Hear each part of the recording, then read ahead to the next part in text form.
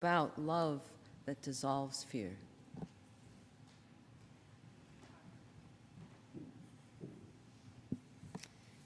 Good morning again.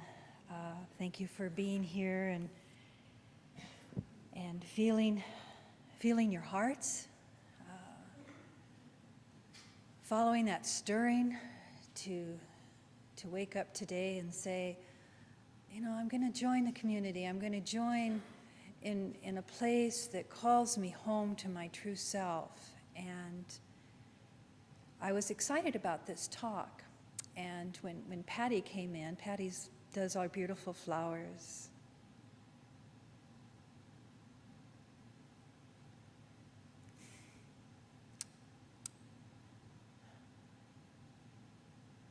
And the pain on her face, because we were vandalized back there, I watched myself at first distance my heart a little bit because I wanted to be happy with this talk today.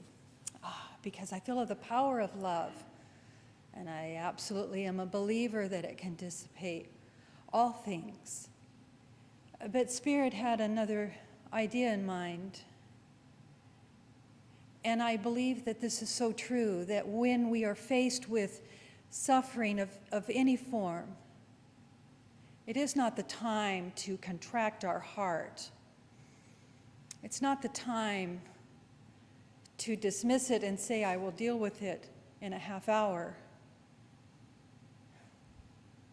It's the time to open up your heart wide and take the walk back there and to see things smashed. To see things that were cared for over the years with such kindness, with such thoughtfulness, with so much universal love for all faith paths, for all truth.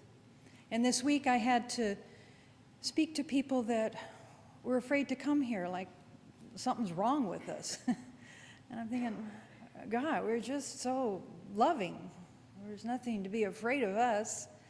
We love all faith path, and we even understand your fear. And you're welcome. You're just welcome to be here. And please come here and spill open your heart. That's all we ask of one another, is to keep our hearts wide open. And as we ask that of others, we have to keep turning to ourselves and remind ourselves that's what it's about. Keeping our hearts wide open. So I walked back there, and these three and Michael, we were wandering around just looking at pieces of things, and they'd already put God first and circled it with prayer, already lifted it up. And then I thought, well, should I keep you out of that knowing or invite you in? So our circle grows. Isn't that amazing? Our circle of love grows. And I invite you to walk out there and say your own prayer. Say your own prayer of understanding, of some sad souls' confusion about what all that is out there, but he cannot destroy the love. They cannot touch the essence of what remains. It's as if the labyrinth itself pulsated with, take me on. I'm the power, I'm the love, walk me. And that's what we're here. This idea, this quote from Ernest Holmes, and it's coming from the book that we've been using about living the science of mind, living the principles. Love does not overcome hate and fear. You see, we cannot overcome this by arguing or by force. But this is the beauty. There is this subtle power of transformation. It is invisible in its essence, but it is apparent in its act. This idea of light that overcomes all darkness, this idea of warmth that envelops us and is the essence and the presence of love. This is what Ernest Holmes, the founder of this teaching, is speaking to. So as we move into this idea, as we explore how it feels, because, fear is so visceral. It gets you. It gets your tummy to feel different. I was driving on the freeway, and I was really in a peaceful place, and then I was with my mind thinking of the things I was about to go do, and I hit those little things on the road. And already this whole story of, past triggers comes up. What hit me? What was that? And I'm thinking, oh, it was those. And so you watch, those rudders on the road that remind you to wake up and stay present in life. And I thought how quickly that fear came over me. I was so peaceful, and how quickly. And then it took a while. Even though I was amused by the simplicity of what that was, it took a while to find my center again, to get my heart to calm down. And I realize these triggers in life, they're sticky. They're what every faith path and the Buddhist and the Hindu tradition has pointed to that many times. They have names for that stickiness, that it gets into our soul, it grabs hold of us. And that is when that gentle presence of love washes through us. It washes through us. That presence of the One, that connection to the One will forever, as we surrender those feelings, we'll take that and lift it to a higher place. These ideas from Ernest Holmes, you allow ourselves to always be dominated by love. To really, that's again why spiritual practice is so powerful, because you allow your consciousness to be dominated by love, appreciated in love. We want to feel that sense that no matter what comes our way, that is our touchstone, that we will not be motivated by fear or hate. We will not operate from fear or hate. We will dig deep enough and take personal responsibility and dig into our soul, into the very seeds of where those ideas of fear were initially planted. Some are so innocently planted. They start when the moment of conception. Fear, seeds of fear, where the consciousness of our parents flow through us in womb, and we pick up these things, and we didn't even know why we're afraid, and some of them lie so dormant. There's thousands of fears that are instilled in the body. But what is more powerful than those fears, we must remember, is that one love, that one breath that God gave us as we took our first breath and we were alive. And there is that sense of a startle, if you've ever got to see the newborn, and you see that sense of startle and confusion and what the heck? It was warm a minute ago. That essence they talked about, I was warm and fluid, and now, and they're wiping me with stuff, and things are touching me. And then you're nestled into the mother, and then all becomes peaceful. And everybody's going, oh, look at love. Look at pure love. And we must remember that that's what we were born into, that's what holds us, that's that essence that all spiritual teachings continue to point to time and again. Nothing can enter this level of consciousness at that level but peace. Ernest Holmes reminds us of this. We are not fighting anything. We're not fighting an evil, even though the world speaks of evil, and we have red alerts, and we have all kinds of information bombarding us all the time. It's inviting us to be awake, be aware, but feed back love into all things, to be that sense of the spiritual warrior in your nature, in everything, allowing that love. This is Ernest Holmes. Love is the victor in every case. Love breaks down the iron bars of thought, shatters the walls of material belief, severs the chains of bondage which only thought has imposed and allowed those perceptions to cement themselves around us at times, and love can break through that. And Ernest Holmes ends that statement by saying, "This will set the captive free." So exploring in spiritual practice and in everyday living is an opportunity to discover how many hidden fears do I have. There's so many. There's hundreds, thousands perhaps. And they're buried so deep. And our practice is to uproot them, to breathe with them, to be present with them. And there has been one study and one psychiatrist, as he was exploring, the foundations of fear, saying, it would take up to several lifetimes to heal them all. So sometimes we think we're just trying to ignore these feelings and just, I'll just move past that. Like I wanted to ignore that happened out there today. That's not what the spiritual path is about. Because when I was trying to ignore, I could feel, because remember, fear is so visceral, and I could feel my heart closing down. And I thought, how inauthentic for me to be speaking of how love will dissolve all fear and yet have such a compacted heart. I think it is our spiritual duty, our spiritual authenticity is to continue to open and express this beautiful heart that we were birthed with. We can think that we're ignoring something, and we can only think that we're doing, but it's asking us always is that yearning. It is a yearning. I love that word, that yearning of our soul to beckon us in deeper and deeper into that place where our triggers are, where we can feel that trigger at the slightest provocation, just feel it ignite. And it's asking us to turn our attention to that. Turn to that. Turn. Look at it with your whole heart and being. Embrace it. Bring it in.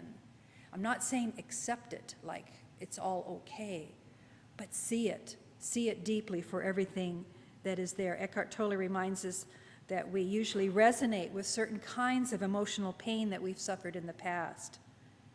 And that's always been curious to me, because sometimes I've had angry doctors in my face shouting, and their veins are, and they're not mad at me, they're mad at what is. But I'm so vulnerable that I take it personally sometimes. And yet the nurse standing with me will just sit there and listen. And I have had dialogue with that, and I said, what are you, on drugs? Doesn't that hurt you?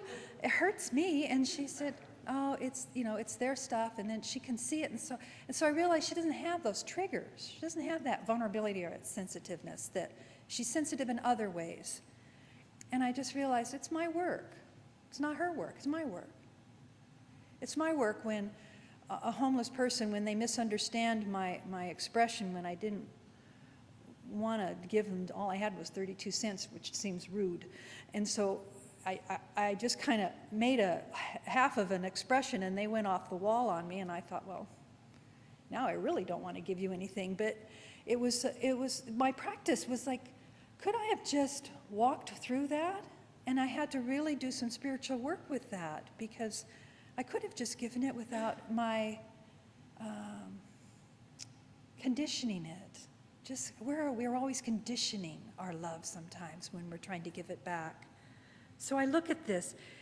We're looking at a future that it can be painted with this divine love, with this divine grace, with what all the master teachers have led us and pointed to time and again. Love will dissolve our hidden fear, and love is waiting for us to recognize its existence, to deal with our hidden fears individually, one at a time. It's our journey. And these roots of fear, as we start to dive down deep and to uproot those roots, we can allow this transformation of our mind, our thinking of fear, of hate. We start to have what is so beautiful about our teaching. We start to have choice. At the very center of our consciousness, love dwells. And there is this love that is strong enough to dissolve and all discontent, all fear. And so I invite you, as I say that, you can squirm a little bit and think, all love can do all of that. And when you really recognize the truth of that statement, that all discontent and fear will dissolve into this one love, we recognize, okay, if that's the truth, then where do we start? We start with recognizing God, the one, and you can name that as we had foundations class last week, and it was really so engaging to me to hear people name God, the different names for God, and you have to recognize plucking which name ignites the flame of my heart to want to recognize that God is love, that God loves me and all creation. God has created everything in this world. And so recognizing that, then there should be nothing to worry about. Wherever I look, I see God's work. Everything is a reflection of our own self. And when you're in that altered state, when you're in that state where your spiritual practices have honed your skills of seeing, reverently seeing, divinely seeing, deeply listening, intuitively knowing, this is easy work. This is easy work because it's a reflection. Because there, in those moments, God's dissolving all your fear into love. One author spoke in such a way that saying, and I didn't have his name with this. It was in some notes I had in the past. He states it's easy as 1, 2, 3. Love God with your whole heart and soul. So you name your God. You name that sense which brings that presence into your consciousness where you can relate to what that is for you. And you make that choice to love it with your whole heart and soul. And the second one is to love yourself. Now we might put that down about 9 or 10, but it's the second. You love God, you love yourself. And you see this in Scripture as well, because the third one is then love your neighbor as yourself. Who's my neighbor? Could it be the one that did that in the back? Can I love that? I have deeper work to do. And so you see, it's always pointing, every act is pointing you back to love. Why do you love? Because you do. Because it's in the breath of the one. So as we practice our living, we start to allow a relaxed awareness, a sense of staying in a space of letting things be, staying open to what arises. Now, listen with great care on these words, because it's listening and allowing a relaxed awareness. Relaxed awareness, not identifying with the negativity.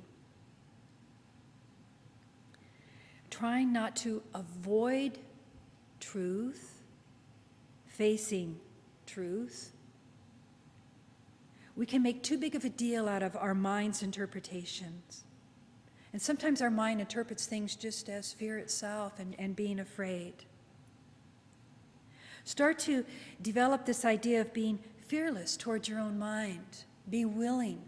Reverend Pam will be offering the presence practice again, and I invite those of you that have not done that journey yet.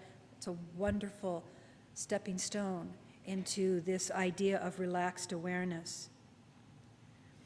When you're in this space, you can analyze your thoughts and you can let go of thoughts. I wanted to read these because these thoughts are so powerful. You can analyze thoughts, you can let go of thoughts, you can introspect your thoughts, you can ignore some thoughts, disidentify with some thoughts, but basically work with the mind.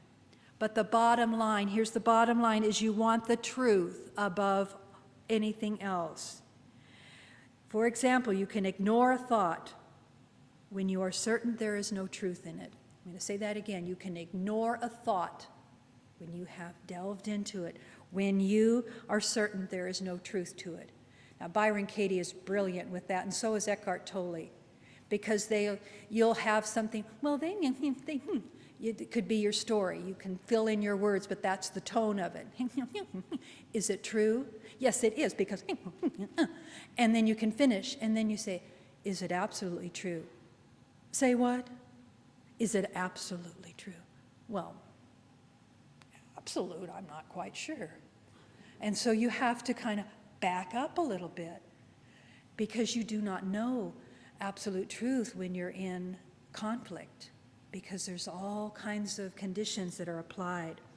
So this idea of ignoring a thought when you're certain there's no truth in it, but don't try to ignore a thought out of fear. How does that sit with you? Don't try to ignore a thought simply out of fear. How do you know if you're in fear? Remember that visceral, contracted state, because love cannot hold that contracted state. Love opens you, reveals to you a greater understanding, greater compassion.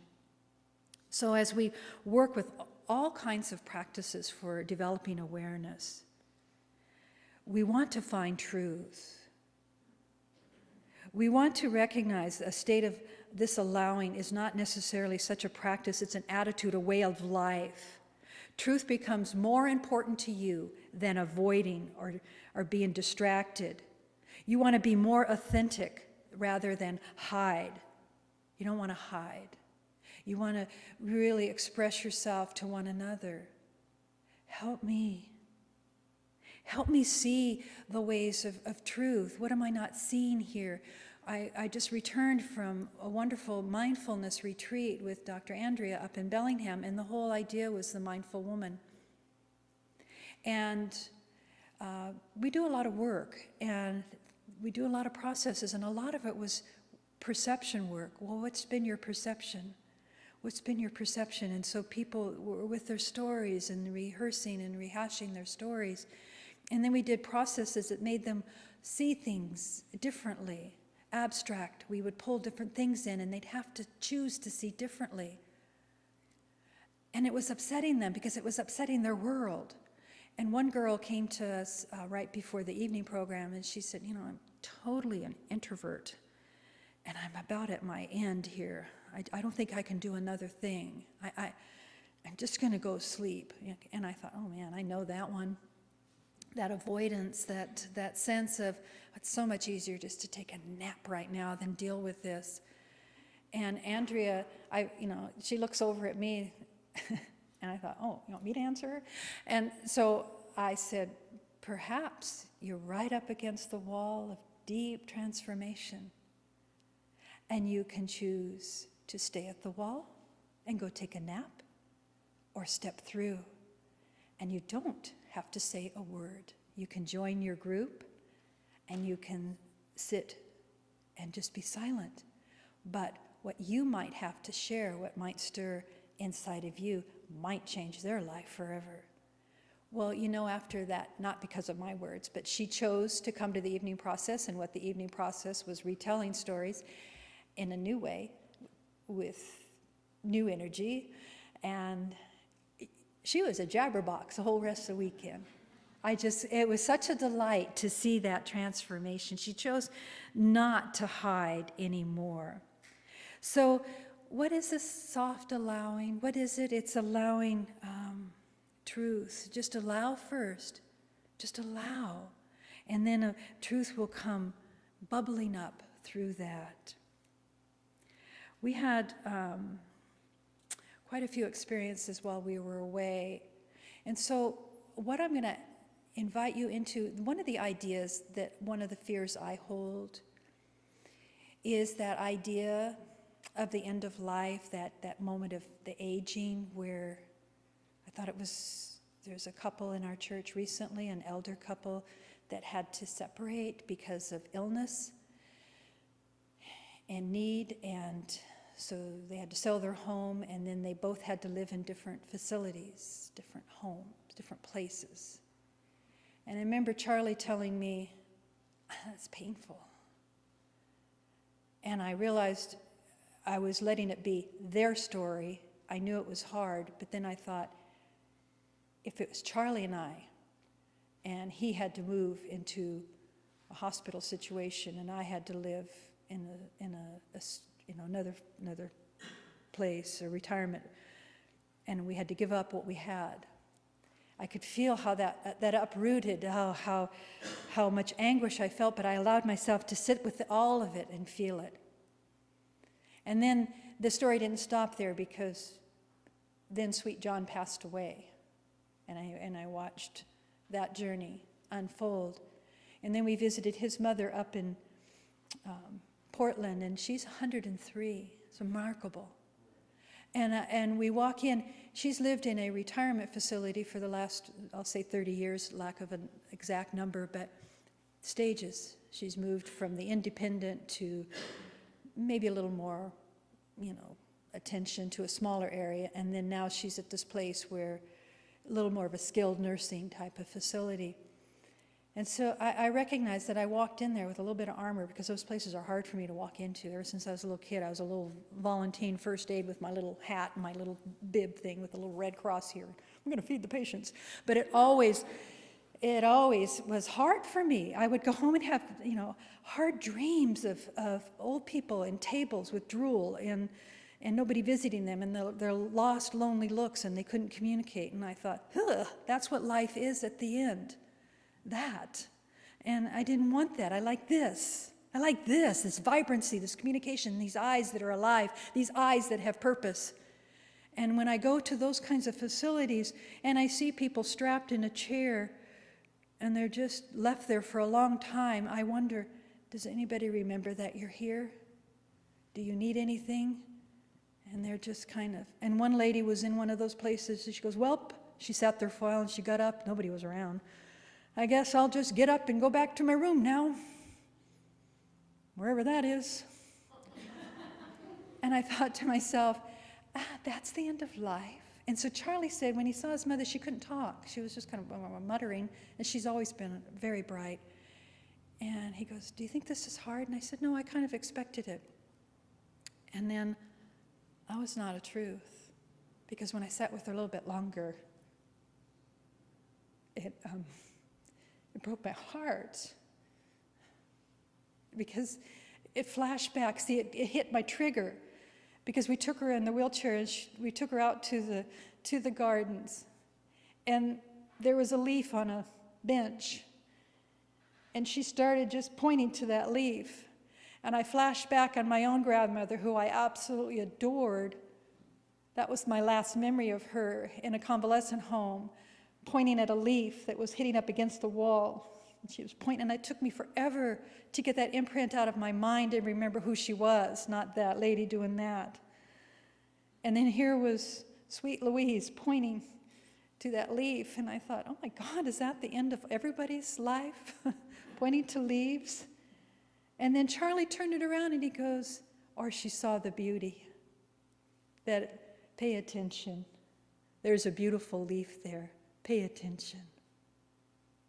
And so it transformed me. But you see, what I'm asking is, whatever your idea of fear is, I could talk about this forever. I love this topic because it takes you deep into the rooms of your own heart, and it says, please explore your fears, open to them, invite them in such a way they can be transformed by that beautiful love. Love is what we were born with, and fear is what we have learned here. So this idea of transforming our fear, our anger, our frustration into love is an invitation that I invite you into wholeheartedly right now, as you leave today. Before you hurry home, take a walk to the labyrinth. Bless it with love, because that love is greater than anyone's misunderstanding of what made them do that out there. I believe in that. I believe that will lift all of this into a higher place. So my time card is up there. I need to close with a prayer of truth. May I dignify this moment, this honor.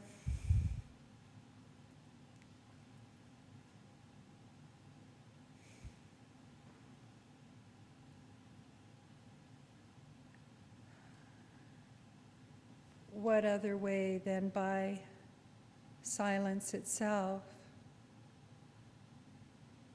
where God speaks the word of love. May you be peaceful.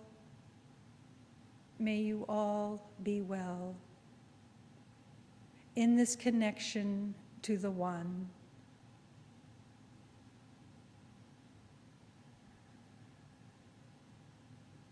May you follow the silence long enough beyond the fear, beyond misunderstandings, into that reservoir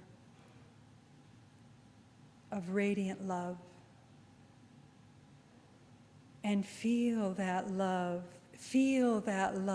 radiate through you like a vapor that moves through all walls, that has no barriers, that has no boundaries. This is love speaking. So right here and now, we allow love to dissolve all fear.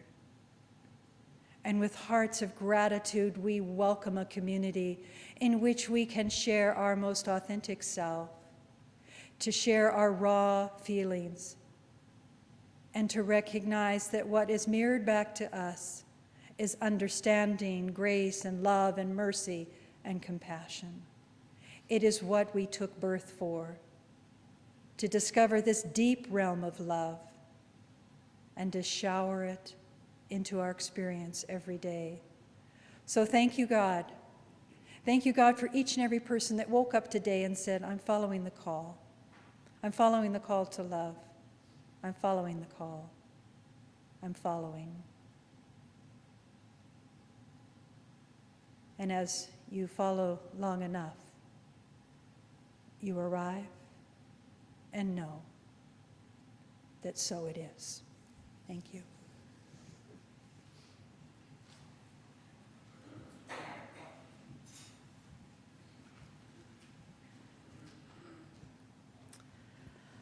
So thank you all for your... My pleasure to have Reverend Sue come speak to us on Love Dissolves Fear.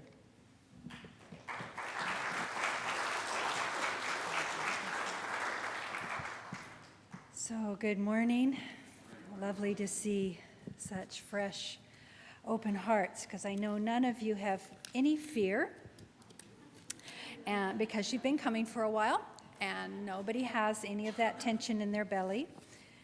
So what the reading that Charlie so beautifully read comes out of the book that we were using as inspiration. Ernest Holmes, the founder of our teaching, is a philosopher, and we know that he drew together the wisdom and was able to take it and put it in a truth and a revelation for us to take into our own hearts. And he repeats himself in all of his writings, but in such a beautiful way that we understand from a different point of view all the time. We can think that we know something, and then we get another idea, a deeper idea. So this idea of love that Charlie was talking about, reading to us from Ernest Holmes, important for you to really understand where viscerally you feel the ideas of these emotions of love, because you know that it can be just a state of awe, just a state of gentleness of our being, a welcoming, a sense of openness and inclusion.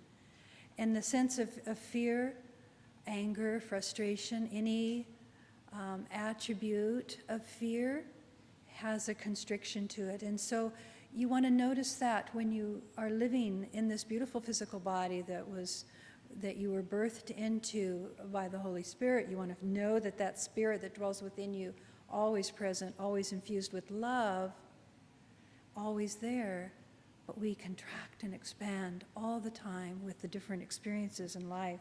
So this idea that light overcomes the darkness, that's how gentle it is.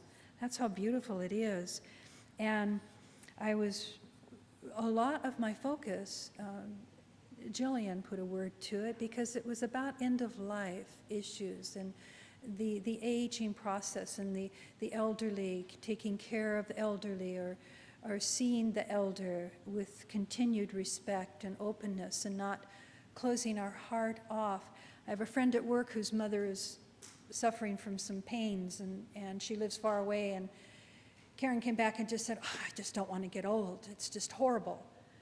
And I thought, oh, there is that idea, and that's not my idea, but there's ideas of aging that do make me contract, that do make me become smaller inside myself because I want to avoid looking at it that carefully. And we have elders in our church that really are walking that journey as being such ambassadors, such masters, such sages for us to follow in their footprints, to see how it is done. It doesn't mean that we don't have the pain of separation. I am so tender for Lolita, having just lost her husband, John. I think about you all the time, Lolita, that knowing that empty space. Yet she walks with that. And do I not mention it to her because I don't want to bring it up? I want her to know that I loved John too, and that we remember John. Do I notice that our lovely Harry has a fractured ankle from a misstep? You know, do we think, oh dear, he's in the walker now? You know, do we go there for a man that I seem to know from a lifetime, that has had a life well lived, and his wisdom showers through our center? For Harry and Francis are everywhere in our center. They are the cells of our center, and they are in the cells of our children. Francis came to a blessing. We had Charlie's daughter's getting married next month, and we had a blessing for her yesterday. And of course, we all wait we're all like, we have our sharing, but what's Francis gonna say? Because her words stick. Her words have a stick. So which made me look deeper into Houston Smith. Do you guys know who he is? He studied a lot about world religions and world faith paths. And I had read an article on him one time where he was able to no longer take care of himself in his own home, so he had to move to one of the facilities that attended to some of those needs, and he had to let go of the caretaker because he was too much of a handful for her. But he didn't go with despondency. He went with an idea of this, so this is my challenge. So this is my next step on this journey. I have studied these faith paths, and he is so scholared in Buddhism and Hinduism and Christianity, Islam, all of them. He just knows the truth, and he's been able to pull very carefully the great wisdoms from each of these studies. And so there was an interview with him, and this little clip, he talked about his understanding at this very end of life, and he is well into his 90s now. And he was so cute because it was being on, of course he knew it was being filmed, but I'm thinking, oh my God, he didn't even do his hair, because it was like, just like he got up, it was just like, oof, like Einstein. And I'm thinking, okay, get over it, Sue. He'll be all right. He's okay. But I was just so stuck by how feathered up like this it was, as if mine always looks good. But, oh, I digress. Where was I? Houston. His hair, his point. Okay. He talked about body, mind, and spirit, of course. And he said, ultimately, there's this ascent into spirit, this understanding, this acceptance. He was questioned by the narrator, if you could be younger, what age would you be? And he said, I wouldn't want to be younger. I already lived it once. And I've heard that a lot from elders that are in that path of acceptance, that are in that path of knowing that it's an ascent, knowing that it's a path where there is such a deeper, more valuable, more meaningful than ever, that acceptance of love and spirit and that deep connection. And he quoted at the end of this little message that he has for all of us, he quoted from St. Paul, I have learned whatsoever condition I find myself, therein be content. Yeah, amen. I sat with that. Therein be content. Whatever situation you find yourself, whatever condition you find yourself in. That brings up all the fears of the conditions that we might find ourselves in. And we sometimes want to have things different than the way they are. There's this wonderful, and I know you've heard this story before, but it's very relevant and pertinent here, about the samurai warrior who was bent. Interesting that I would share this, that you'll understand later, but the samurai warrior, bent on destruction, wanted to clear the village. The warrior discovers that the deserted village, and then he finds the monastery, because everybody's afraid of him, like, my God, the samurai with his anger and his wanting to destroy and destruct everything in his path. So he himself finds him at the monastery, where there's all that remains is a single abbot. And he thinks, say what, I'm the angry one, everybody should be out of my path.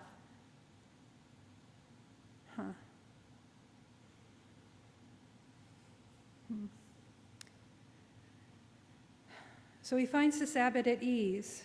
His image of himself as a worthy person, of inspiring terror, is suddenly wounded. He takes up his sword and shouts, "Don't you know that I am the kind of man who could run you through with my sword without batting an eye?" And the abbot responded with a slight bow, palms pressed in respect, and replies, "And I, sir, am the kind of man who can be run through by a sword without batting an eye." Can we be that immovable? Can we be that dedicated to our journey as spiritual warriors in our own heart? Can we stand in that truth, no matter what trigger is ignited, no matter what flame is before us that appears anger, that appears like violence, destruction? Can we bow, palms pressed together, and not bat an eye, and know that love prevails? That's a beautiful prayer. May love prevail. When you're caught off center, do not deny the truth of what you see, but see it deeper in such a way that you take a deep breath and you remember that things are things, but nothing can destroy the peace and the love that created that thing. That thing of peace, that thing of beauty. He chose to maintain his poise. And oftentimes, we would want things sometimes to be different than they are. Sometimes we have that, why me? Oh, why not me? And then things happen, but there's this place of deep calm, of abiding in that place of resolution, of being willing to accept at a level where our heart stays open, where the chambers of the heart, the valves of the heart, so may they be open. May the truth flow through. May we be calm. And though we may think, could it have been otherwise? But it is what it is. May we have a wisdom that will prevail. So you can name your fear. It could be financial, it could be cancer, it could be divorce, it could be haunted by an idea of loneliness. It could be haunted by a fear of your own upbringing. It could be an anger or an upset over a loss, a sense of any kind of abandonment. But whenever you lose that presence, whenever you aren't moving from a place of love, these triggers get ignited. So you see, they're there for a story. They're there because you're on a holy journey. Don't forget that. The triggers are just for you to turn and to bow with such humility that you're willing to stay with that truth. You want your energy fields to be occupied with this divine presence, cultivated by your practices, by your prayers of truth. It was so interesting when we were doing the foundations class. which is a wonderful class to get you a foundation of these teachings. And the first question was, what is your idea of God? And so we dwelled on that a bit, we discussed it, and then we went into a practice, and there was a meditation that I led them through, and then we were to share. And the meditation all had to do with your day. How did you wake up that morning? What did you do? People are writing it down. Oh.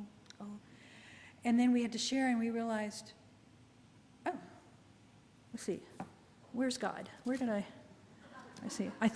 I'm sure I meant to, but we get up with our day, and so often there's just this habitual timepiece that goes on, and we march through our day. So very interesting, this practice of putting God first, putting love first, putting your breath work first. So it'll be lovely to for those of you that want to know more about that, to join Reverend Pam's class.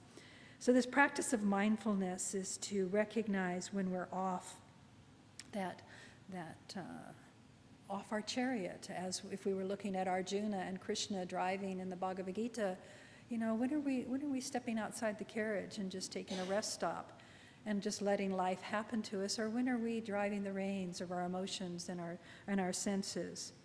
So the practice is an idea of letting go of areas of resistance.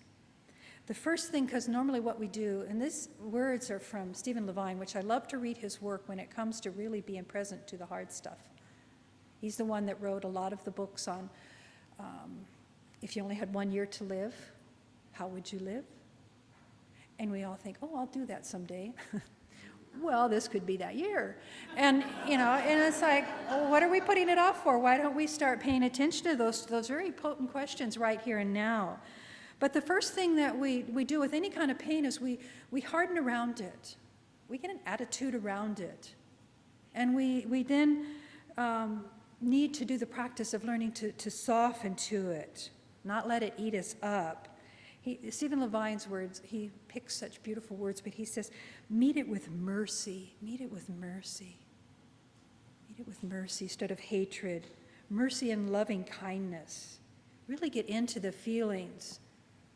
Okay, really get into the feelings so that they can be birthed and seen and expressed. You want to enter the breath, you want to enter into the heart.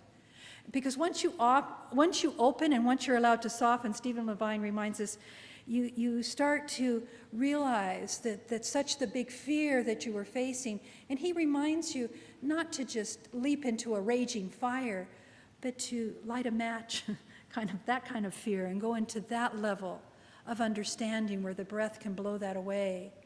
And little by little, you face some of your fears, and they become lighter. The griefs become less attached to your heart.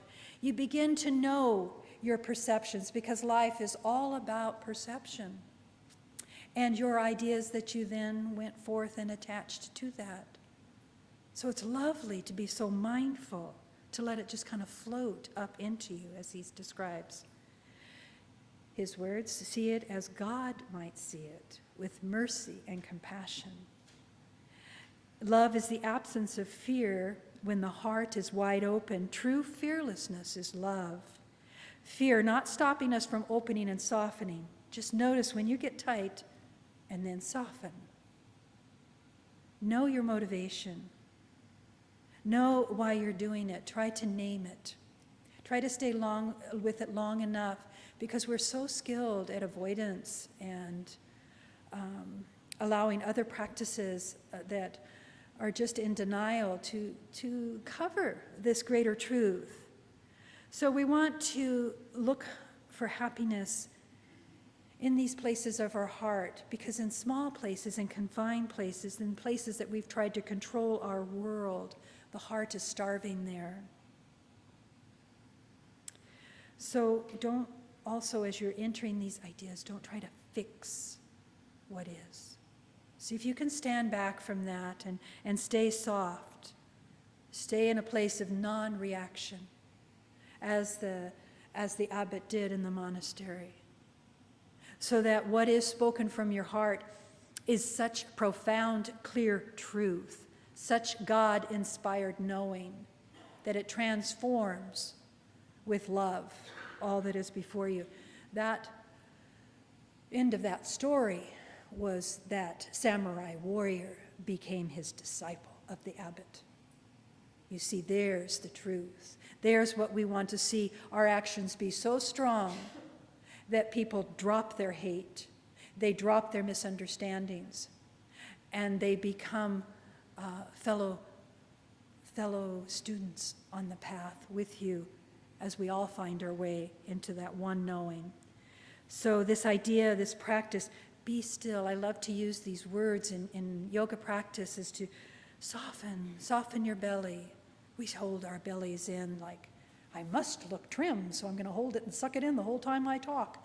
But when you soften it, I'm sure people gasp, thank God she's wearing a scarf to cover. She just softened her belly and it touched the podium. You know, but that's how much we engage with this idea of perception. How will I appear if I truly soften? Like Jabba the Hutt, you know, just letting it all go.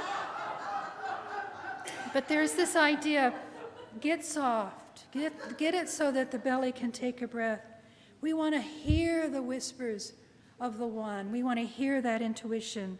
We want to let go of what's obstructing our love and let love do what love does best. We want to let go of our suffering so that we can relieve the suffering of the world. Stephen Levine pointed to this, and I was so impressed with that writing, because I cannot look at those. I want to change the channel. That's how quick my mind wants to close off. If I see the starving villages, if I see the destruction that's going on in these countries. But can we have the ability, with God's love, with God's eyes, with eyes of compassion and mercy, to look deeply into that and hold it long enough that we can take a breath with it? It's asking a lot. It's asking a lot, because your triggers, as I speak this to you, you will notice more, your triggers of wanting to pull back. But we're asking you, stay open.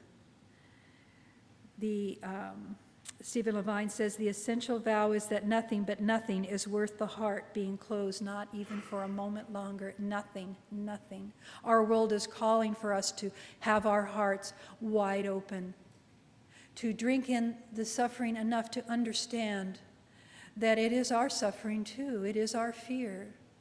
And so if we continue to transmute it with breath and with blessings of love, know that it is being done, know that it is transforming, because we are not separate. No one else's pain is just their pain, it's all our pain. It's asked for you to be kind and not let other people, not let these other situations be in charge of your life. God is bigger than all of that. So get in touch with your feelings and know your worth, know your God. Know that you're beautiful and guided when you're in that space. You will have the guidance, you will have the right words, you will have the truth to speak. I love this book from Rachel Naomi Remen, and I think we have some of these in the bookstore, but My Grandfather's Blessings. And she is sharing a story where she's a cardiologist, and she was having her first patient, and she diagnosed them the right way, and she was feeling, wow, I was right on with that. And then a few months later, the patient appeared in her office, and she was like, oh, maybe I was wrong. Why is she back so soon? I thought I had the diagnosis just right, all the doubt that comes. And what really was happening was the lady just came back, made an appointment because she just wanted to thank her. Because she said, when I was in the hospital many months ago, I was so sick. I didn't think I was going to live to see my lilacs bloom again. And I wanted to bring you these lilacs because I got to see them. And so she was giving this gift of her life and her understanding. And so that really touched her, because she was just surrendering. I'm done. But the wisdom, the intelligence, the God-given knowing of this physician was able to lift her into years of living and celebrating. Versus another way where she said her grandmother, her 84-year-old mother, it was her mother, was much more outspoken, and she looked at her young cardiologist and said looked him right in the eye, I just want to be sure that you know that my life is precious to me, young man, as precious as yours is to you. Now, are you willing to be that bold when you go into the doctor? Excuse me, sir, My life is just as precious as yours. I need some time here. You know, we value this idea of life.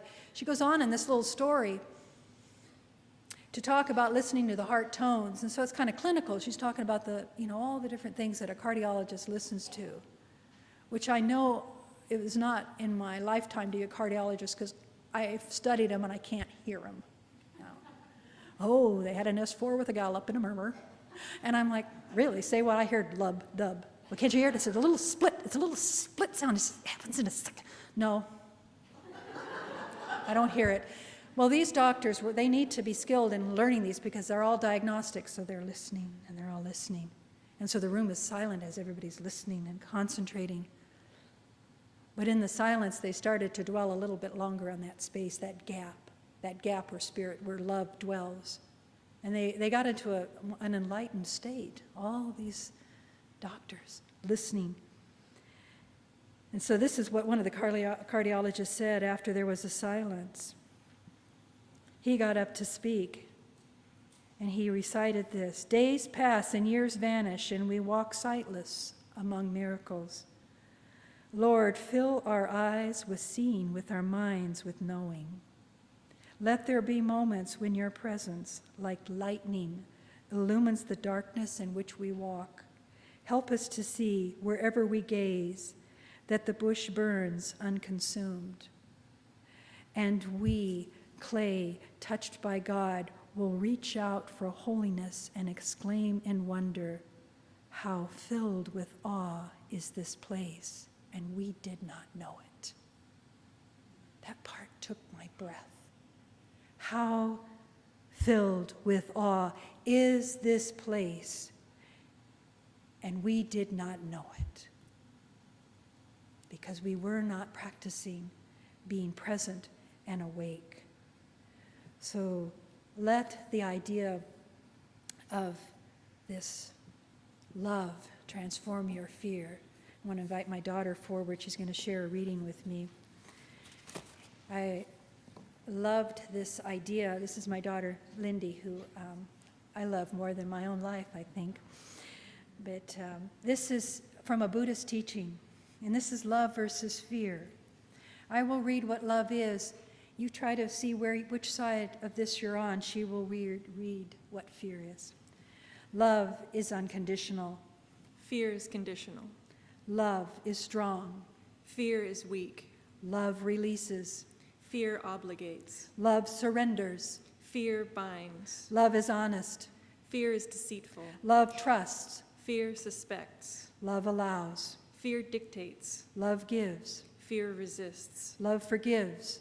Fear blames. Love is compassionate. Fear pities. Love chooses. Fear avoids. Love is kind. Fear is angry. Love ignites. Fear incites. Love embraces. Fear repudiates. Love creates. Fear negates. Love heals. Fear hurts. Love is magic. Fear is superstitious. Love energizes. Fear saps. Love is an elixir. Fear is a poison. Love inspires. Fear worries. Love desires. Fear joneses. Odd one. Glad that one was yours. Love is patient. Fear is nervous. Love is brave. Fear is afraid. Love is relaxed. Fear is pressured. Love is blind. Fear is judgmental. Love respects. Fear disregards. Love accepts. Fear rejects. Love dreams. Fear schemes. Love wants to play. Fear needs to control. Love enjoys. Fear suffers. Love frees. Fear imprisons. Love believes. Fear deceives. Love wants. Fear needs. Love versus feel. What do you feel? Love versus fear. What do you feel? Where were you on that spectrum? Where were you? Join with me in a knowing that I know in this moment that you were deeply listening from a place of love. For God is all that there is, and in that knowing, in that truth, in that acceptance, we recognize our connection with every breath as the conduit to that truth, that we breathe this love, we breathe this truth, and it transforms all fear. It dissolves all fear. We do the work. We stand strong. We stand strong in love and in mercy and in compassion, and with an open heart and a soft belly and a quiet mind, we allow the truth to penetrate to a level where peace prevails.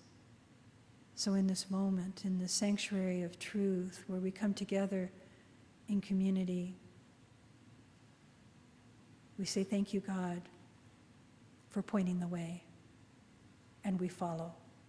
I release these words in gratitude of heart, knowing it is so, and together we say, and so it is. Thank you. Thank you, Lou.